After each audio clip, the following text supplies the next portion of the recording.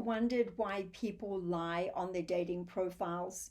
I know some of it may seem very obvious, and it is. And then other aspects of it are a little bit less obvious. So today I wanted to take a little dive with you guys into the world of dating, and particularly online dating, and how I think things go off track, and how well-intentioned, really sweet people can sometimes find themselves caught up in a web of lies and deception, often of their own making. So let's kind of pull this apart a little bit. As some of you may know, my area of specialty is in the area of relating and emotions. So why do people lie on their dating profiles? Well, I guess the bottom line is they want to attract more attention of a certain kind of person, or they want to increase their chances of getting attention and possibly dates. And depending whether you're looking for something long-term, short-term, it's really about making sure that the kind of people you want to see you and pay attention. So people lie on here because a lot of times they don't feel that they have the qualities that the person that they'd really like to meet would be looking for. Now, that could be on a physical level, it could be on a scholastic level, it could be age-wise, it can be many, many, many different things. So the reason people are deceptive on profiles most of the time, there are people that probably have some kind of pathology, and that's a different story. Thank goodness that's probably way in the minority. But most people don't tell the truth on their dating profiles because they want to increase their chances. So underlying reason you can understand. The reason this is a bad idea is kind of very obvious, because the other person is going to find out. Now, there's lots of different permutations to why people are on dating apps. Sometimes they're married and they're already in a committed relationship and they don't want the other person to know. Or they may just be wanting to have a little fun outside of the relationship. It could be that somebody is in a more senior age group and they'd like to date younger, so they think that chopping 10 years from their age is going to help them in that endeavor. And I guess initially it may do, but ultimately we all know that when you start out with deception, nothing good is going to come from this, because at some point the other person is going to find out whether you are the one that has to tell them, and that can be very awkward and a little bit difficult. Or the person happens to find out and then they catch you in a lie or a series of lies. Neither one of those scenarios, in my opinion, is going to lead anywhere good. You're going to feel awkward and uncomfortable. And if you meet the other person and you really like them, you're going to worry about it even more, because you're going to worry about how they're going to perceive you once you tell them the truth. And if you don't ever decide to tell them the truth, chances are they're going to find out on their own, and that will be even worse. So I'm not a fan at all of people being deceptive on their dating profiles or anywhere else in life. But at the moment we're talking about dating and we're talking about online profiles, so that's why I'm being specific. And it's not because I have this big judgment around truth and, never veering from that. It's really about what serves you best. And when we come from a place of being proud of who we are, of owning who we are, and having confidence in who we are, not hubris, but confidence, that enters out into the field. Because, and I'm going to get a little bit spiritual now and a little bit quantum physics. What you think and how you behave creates a certain vibration inside your body. And that vibration ripples out into the environment and out there into the field, and it magnetically attracts experience and people back to you. So that's a short version of it. I've way oversimplified it, but for the sake of the discussion, I think it's enough to say, when you start out with deception, that's what you're putting into the field. You're kind of radiating and emanating a deceptive thing, and nothing good's going to come of it. Nobody that I know of anyway ever says, I was completely deceived and I loved it. It was a fabulous experience and I'd like to do that again. Nobody, including you, is going to say that. We all prefer it when we're given accurate information up front. And then we can decide as we go, yes, no, yes, no. And it doesn't increase your chances getting an initial yes that's going to turn into a hard no, right? That's not increasing your chances at all. In fact, that's just wounding your self-esteem even further. So if you're not telling the truth with what you're writing and you're putting a different age and you're putting pictures up there that are not an accurate representation of how you are right now, that really shows that you need to do some work on yourself.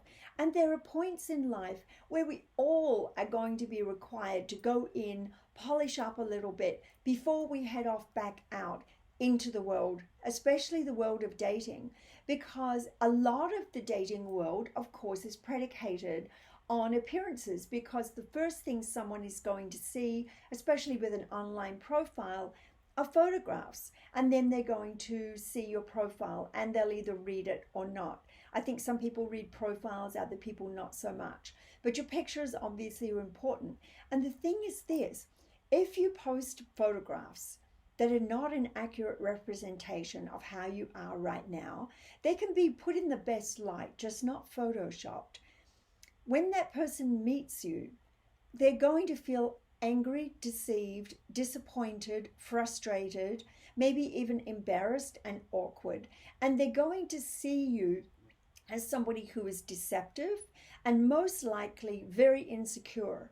And so that's not going to be a positive experience for you to put in your dating backpack.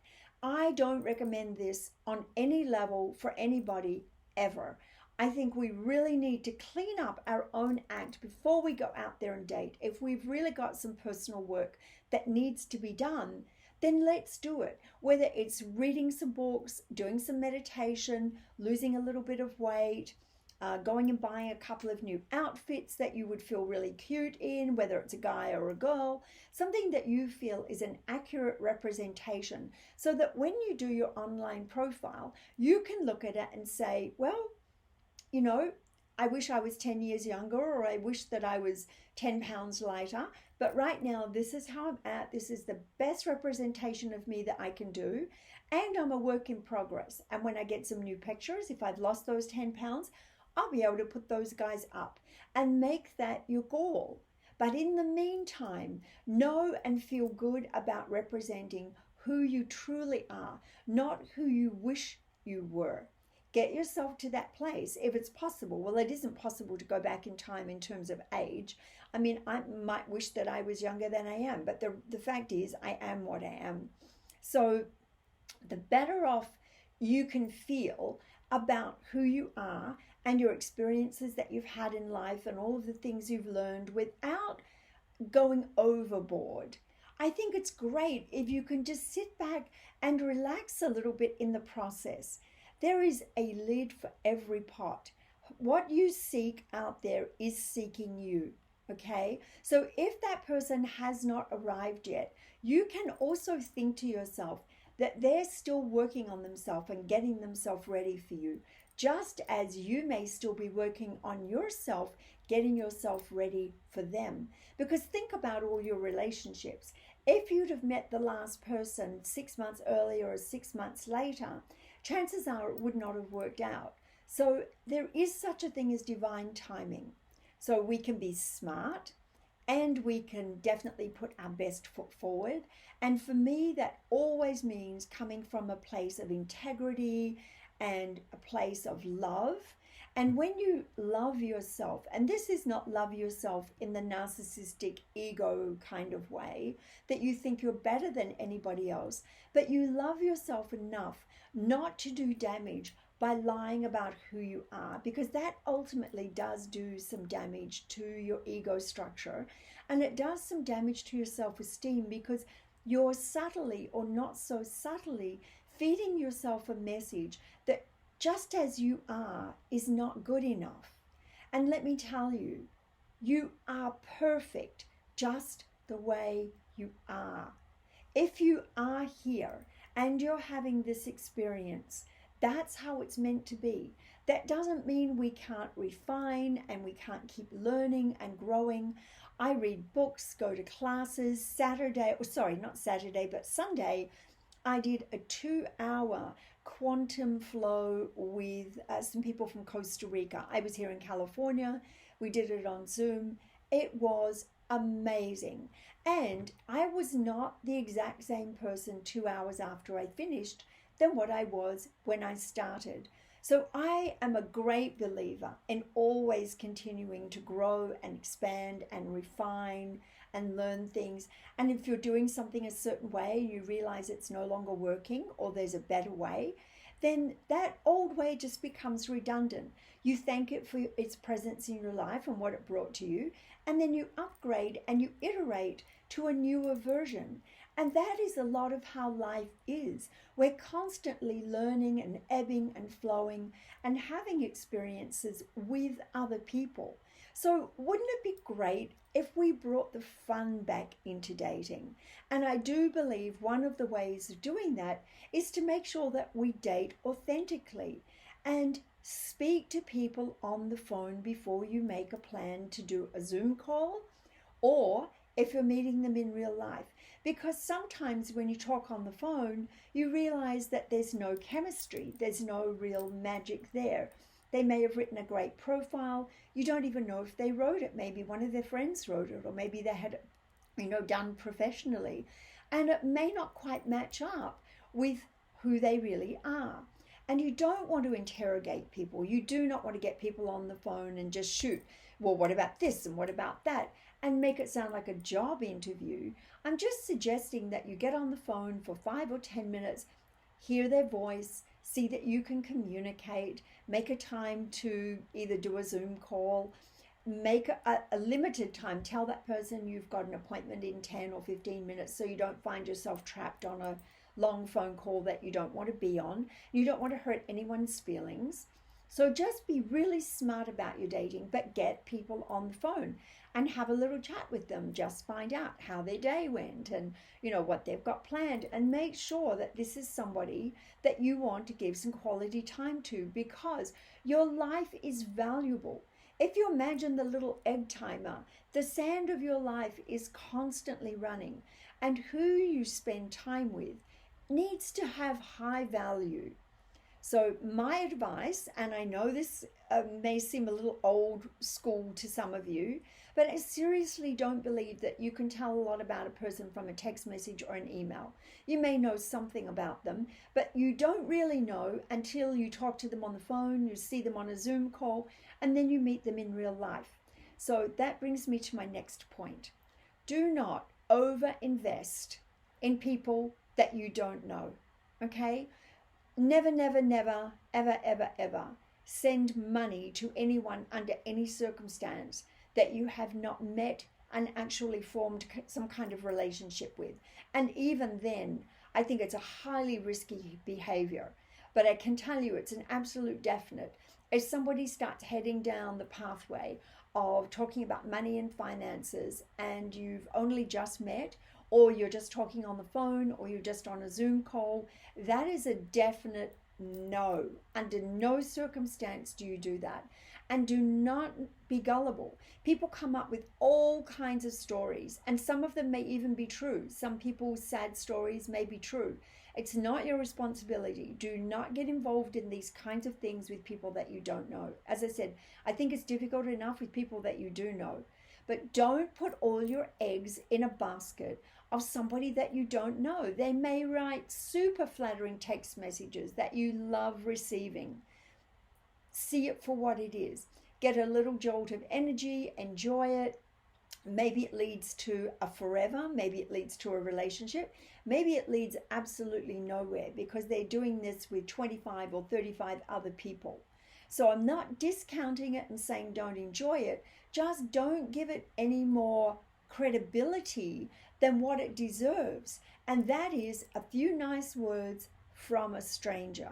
You have no idea who this person is. They may not be anything like the person that they represent. So again, I don't want to sow seeds of you being super suspicious, but just bear in mind, you're dealing with absolute strangers, people that you've never met, you have no idea who they are, and in time, maybe you'll come to know. But the best way to find out is to get them on the phone, then get them on a Zoom call. You'll get a much different idea. And then, of course, before you go putting any eggs in any baskets, you do need to meet in real life, and you need to spend a little bit of time together, getting to know each other. Again, you don't know this person, so too much, too fast, too soon, they're warning signs, especially if somebody is trying to move you along in on a really fast trajectory or pace. I would be very conscious of that, and you go at the speed that's comfortable for you. No pressure. If 10 minutes is enough, then 10 minutes is enough. If you feel yourself with somebody who is being super charismatic and they say all the right things, yes, on one level you can enjoy it, but you need to have your antenna out to listen to who this person really is, because you are valuable and your time is valuable. And you don't want to have negative dating experiences if you can possibly help it. So I think by eliminating some of the most obvious things not to do or to do, by doing those things, you at least clear the field a little bit. And then if you get on a phone call or you get on a Zoom call and you're not feeling it, you need to get off, and you can be respectful. You just either say that you've got another appointment, or the more truthful thing to do is let them know that you just didn't feel or are not feeling that special little romantic click that you would be looking for. And nobody can be offended and argue with that, because chemistry is something we have no control over. There are people that we're attracted to, and there are people that we are neutral with, and then there's people that we're not attracted to. So you don't need to be unkind. You don't need to get into the whole laundry list of reasons why, or get into criticizing somebody else. I think it's absolutely sufficient to say, I'm just not feeling that special little romantic click that I'm looking for. But thank you so much for your time. And then cut the communications. Okay? I'm not a fan of ghosting. So if you had a conversation and you didn't feel comfortable saying it at the time, you got a little bit shy or you felt a little bit too embarrassed, that's okay. Give yourself a little bit of a leeway right there, but send a little text message and let them know. Don't just ghost people, because a lot of times people have no clue that they've done anything wrong, in parentheses, or that maybe you're still interested, maybe you got sick. Let them know that you're not interested and call it a day. Move on to the next person. And I don't think there's anything wrong at all with talking to numerous people. Just remember who you're talking to. Keep it respectful, keep it honest, keep it dignified, and don't invest at all with people that you don't know. Past a little phone conversation or a Zoom call. That's the max investment that I think is warranted. A bunch of text messages and emails doesn't really tell you anything very much about a person at all. You don't know someone until you've spent some time with them, and considerable time as well. I'm pretty good at reading people, and I would never, ever, ever presume to know after just spending one date with somebody or a few phone calls or a couple of emails. I wouldn't presume to know really very much about this person at all, because you can be surprised in good ways and you can be surprised in other ways as well. So that's just a little tidbit. Please go across. I have it's 5 videos polarity course that you can get free on my website, along with a workbook. And it goes into all kinds of interesting chemistry around attraction, around the physicality of attraction, how to ignite attraction, what kills attraction, how to keep attraction going in long-term relationships. So I recommend you go across. I've got some other resources on there as well that are free. And let me know your comments relative to what I'm talking about in the world of dating, because it really matters to me what you think, what your experience has been. And if there's anything you want to ask me, anything you'd like me to talk about, I'd be more than happy to do a video and put that up for you guys. All right, take good care, be safe out there, and make your dating experience as authentic and fun as you possibly can. Bye for now.